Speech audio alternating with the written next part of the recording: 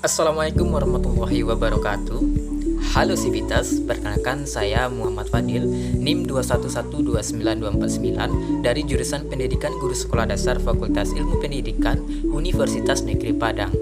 Nah, kali ini saya akan mencoba menjawab pertanyaan UTS mata kuliah Pendidikan Pancasila dengan dosen pengampu Ibu Susi Fitria Dewi, SOS MSI PhD. Selamat menyaksikan. Pertanyaan pertama, jelaskan dinamika dan tantangan pendidikan Pancasila.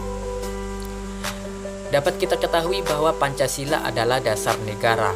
Nah, segala sesuatu harus bersumber dan sesuai dengan Pancasila. Pancasila memuat sumber dari segala hal. Karena Pancasila sebagai dasar negara, maka Pancasila disebut juga sebagai pedoman bangsa. Nah, kata dinamika sendiri itu bermakna kekuatan atau penggerak. Nah, maka dapat diartikan bahwa dinamika Pancasila berarti kekuatan dari dasar negara Indonesia itu sendiri. Pancasila berasal dari nilai-nilai luhur Indonesia. Pancasila terbentuk atas pengorbanan para pahlawan dahulu. Pancasila terbukti sebagai sumber kekuatan Indonesia karena Pancasila telah mempersatukan dan menyatukan dan simbol semangat Indonesia. Maka Pancasila memuat sila 1-5 menjadi pedoman Indonesia. Nah, pedoman inilah yang dijabarkan menjadi berbagai hal. Hal ini membuktikan bahwa Pancasila merupakan dinamika dasar Indonesia. Sedangkan tantangan Pancasila sebagai dasar negara mengalami banyak tantangan dari luar dan dalam. Pertama kali, Pancasila berasal dari gagasan Muhammad Yamin, Soekarno, dan Supomo. Setelah dirumuskan bersama lagi, hasil keputusan Pancasila disahkan pada 18 Agustus 1945. Nah, tantangan dari luar.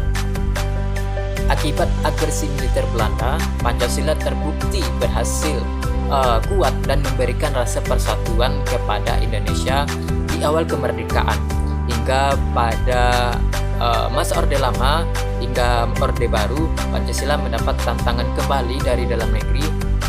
Para pengkhianat negara yang mau menjatuhkan Pancasila berhasil dipaskan. Pertanyaan kedua, apakah urgensi pendidikan Pancasila?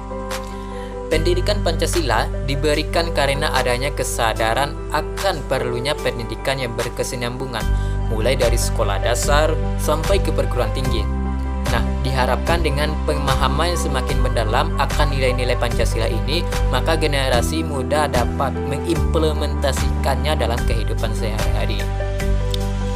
Pendidikan Pancasila juga diberikan karena fakta kemerosotan penghayatan nilai-nilai Pancasila dalam kehidupan sehari-hari. Dengan kata lain, pendidikan Pancasila dihidupkan karena adanya kesenjangan antara kata atau pengetahuan dan perbuatan tingkah laku. Kemerosotan Pancasila ini disaksikan di semua bidang kehidupan, dari semua kelas sosial dan hampir semua profesi. Fakta paling jelas adalah korupsi yang dilakukan di semua lini, mulai dari pejabat pemerintah maupun institusi pemerintah dan swasta, bahkan ada juga sampai di hikam kampus. Nah, pendidikan Pancasila diberikan karena kesadaran akan semakin derasnya arus ideologi asing, khususnya ideologi kapitalisme, mana yang berkat sayap raksasa globalisasi menggempur seluruh pelosok Indonesia tanpa henti. Materialisme, hedonisme, konsumtivisme, serta gaya hidup yang dibentuk telah dan sedang menerjang sudut-sudut terpencil di Indonesia. Nilai-nilai asing yang sangat digandrungi remaja saat ini dikhawatirkan akan semakin melunturnya nilai-nilai Pancasila. Oleh sebab itu, dirasakan pendidikan Pancasila sebagai suatu keharusan. Nah, pendidikan Pancasila ini bertujuan untuk memberikan pemahaman benar akan Pancasila itu sendiri. Pertanyaan ketiga, jelaskan sumber historis, sosiologis, politis tentang Pancasila dalam kajian sejarah bangsa Indonesia. Sumber historis Pancasila. Nilai-nilai Pancasila sudah ada dalam istiadat kebudayaan dan agama yang berkembang dalam kehidupan bangsa Indonesia sejak zaman kerajaan dahulu. Misalnya sila ketuhanan yang sudah ada pada zaman dahulu. Meskipun dalam praktik pemujaannya yang beraneka ragam, tetapi pengakuan tentang adanya Tuhan sudah diakuinya. Sumber sosiologis Pancasila. Nah, nilai-nilai Pancasila, ketuhanan, kemanusiaan, persatuan, kerakyatan, dan keadilan secara sosiologis telah ada dalam masyarakat Indonesia sejak zaman dahulu hingga sekarang. Salah satu nilai yang dapat ditemukan dalam masyarakat Indonesia sejak zaman dahulu itu adalah sikap nilai gotong royong. Misalnya, dapat dilihat bahwa kebiasaan bergotong royong baik berupa saling membantu antar tetangga maupun bekerja sama untuk keperluan umum di desa-desa maupun di kampung-kampung. Nah, kegiatan gotong royong ini dilakukan dengan semangat kekeluargaan sebagai cerminan dari sila keadilan sosial. Gotong royong juga tercermin pada sistem perpajakan di Indonesia. Hal ini disebabkan karena masyarakat secara bersama-sama mengumpulkan iuran pembayaran pajak yang dimaksud untuk melaksanakan pembangunan negara. Sumber politis Pancasila. Sebagaimana diketahui bahwa nilai-nilai dasar yang terkandung dalam Pancasila bersumber dan digali dari budaya dan pengalaman bangsa Indonesia itu sendiri, termasuk pengalaman dalam berhubungan dengan bangsa-bangsa lain. Nilai-nilai Pancasila, misalnya nilai kerakyatan, dapat ditemukan dalam suasana kehidupan pedesaan dan pola kehidupan yang bersama, yang bersatu dan demokratis yang dijiwai oleh semangat kekeluargaan, sebagaimana tercermin dalam sila keempat kerakyatan yang dipimpin oleh hikmat kebijaksanaan dalam permusyawaratan perwakilan, mana semangat seperti ini diperlukan dalam mengambil keputusan untuk mencerminkan musyawarah. Pertanyaan keempat, jelaskan esensi dan urgensi Pancasila sebagai dasar negara. Esensi Pancasila sebagai dasar negara, kaidah penuntun dalam pembuatan politik hukum atau kebijakan negara lain.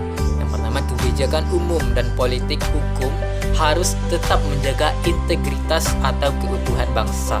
Yang kedua, kebijakan umum dan politik hukum haruslah berdasarkan upaya pembangunan demokrasi dan nomokrasi. Yang ketiga, kebijakan umum dan politik hukum haruslah berdasarkan upaya pembangunan keadilan sosial bagi seluruh rakyat Indonesia. Yang keempat, kebijakan umum dan politik hukum haruslah berdasarkan pada prinsip toleransi beragama dan berkeadaban. Nah, kedudukan Pancasila sebagai dasar negara dapat kita rincikan. Yang pertama, Pancasila sebagai sumber tertib hukum Indonesia. Yang kedua, meliputi suasana kebatinan dalam Undang-Undang Dasar 1945. Yang ketiga, mewujudkan cita-cita hukum bagi dasar negara. Yang keempat, mengandung norma yang mengharuskan UUD, mengandung isi yang mewajibkan pemerintah dan lain-lain penyelenggaraan negara memegang teguh cita-cita moral rakyat yang luhur. Yang kelima, merupakan sumber semangat abadi Undang-Undang 1945 bagi penyelenggaraan negara para pelaksana pemerintah. Sedangkan urgensi Pancasila sebagai dasar negara, yaitu untuk memahami urgensi Pancasila ini dapat menggunakan dua metode pendekatan, yaitu institusional atau kelembagaan dan human resource atau personal sumber daya manusia. Nah, pendekatan institusional yaitu membentuk dan menyelenggarakan negara yang bersumber pada nilai Pancasila sehingga bangsa Indonesia memenuhi unsur-unsur sebagai negara modern, terpenuhinya kepentingan nasional yang bermuara kepada terwujudnya masyarakat adil dan makmur. Nah, sedangkan human resource terletak pada dua aspek, yaitu pada orang yang memegang jabatan pada pemerintahan yang melaksanakan nilai-nilai Pancasila secara murni dan konsekuen di dalam pemenuhan tugas dan tanggung jawabnya dan formulasi kebijakan negara akan menghasilkan kebijakan yang memutuskan kepentingan rakyat. Pertanyaan kelima, bagaimana cara mempertahankan ideologi Pancasila dalam menghadapi perubahan masyarakat? Yaitu dengan cara yang pertama, tidak mudah terpengaruh oleh hal-hal negatif. Yang kedua, menyaring informasi yang diterima. Yang ketiga, menyaring budaya-budaya yang masuk dari luar. Yang keempat, menghindari sikap egois dan konsumtis. Yang kelima, meningkatkan persatuan dan kesatuan. Nah, dengan demikian dapat kita simpulkan bahwa upaya yang dapat dilakukan untuk mempertahankan ideologi Pancasila dalam menghadapi tantangan dan ancaman adalah dengan cara memahami, mengakui keberadaannya, dihayati, dan dipraktekkan dalam kehidupan kelima nilai-nilai yang terkandung dalam ideologi Pancasila tersebut. Nah, Pancasila, selain itu, kita dapat mempertahankan ideologi Pancasila ini melalui pendidikan dengan mengajarkan atau mempertahankan ideologi Pancasila kepada para siswa sejak dini dari pendidikan dasar sampai ke perguruan tinggi. Selanjutnya dapat juga melalui instruksi atau perintah seperti adanya peraturan dari pemerintah dan lain-lain. Pertanyaan keenam, bagaimanakah cara mahasiswa dalam menerapkan nilai-nilai Pancasila dalam kehidupan sehari-hari? Nah, peran mahasiswa dalam 5 sila yang disebutkan dalam Pancasila dapat menjadi nilai-nilai kehidupan sehari-hari.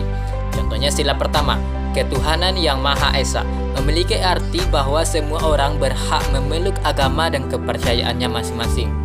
Nah, mahasiswa dapat saling menghormati dan toleransi, memiliki rasa dan kepedulian antar umat beragama sehingga terciptanya rasa saling tolong-menolong satu sama lain. Sila kedua, kemanusiaan yang adil dan beradab. Nah, pada sila kedua ini, Pancasila memiliki arti bahwa sesama manusia harus saling mencintai, tidak semena-mena terhadap orang lain, menjunjung tinggi nilai-nilai kemanusiaan, berani membela kebenaran dan keadilan, serta meningkatkan kepedulian terhadap sesama. Di dunia pendidikan, mahasiswa dapat mengaplikasikannya dengan ikut serta dalam membantu korban bencana alam, menggalang dana, maupun bersikap ramah terhadap lingkungan di dalam maupun di luar kampus. Untuk sila ketiga, persatuan Indonesia memiliki arti bahwa kita harus tetap menjunjung tinggi semboyan bangsa Indonesia, yaitu Bhinneka Tunggal Ika, yang berarti berbeda-beda tetapi tetap satu jua. Nah, memberikan nilai-nilai pengaplikasian pada mahasiswa yaitu harus tetap menghormati dan menghargai perbedaan, baik dari pemikiran, suku dan ras maupun pendapat atau sudut pandang orang lain. Sila keempat, kerakyatan yang dipimpin oleh hikmat kebijaksanaan dalam permusyawaratan perwakilan.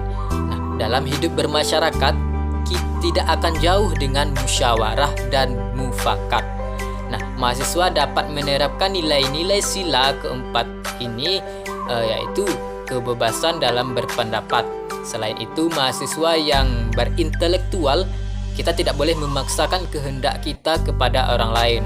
Nah, selalu mengedepankan musyawarah, terutama saat berorganisasi dalam forum, serta menghargai hasil musyawarah tersebut.